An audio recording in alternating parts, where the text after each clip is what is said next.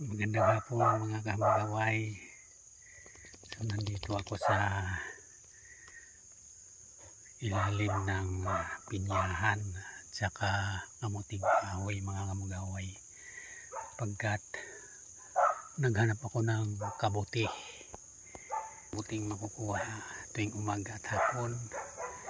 Ito mga kamagaway, kabuti.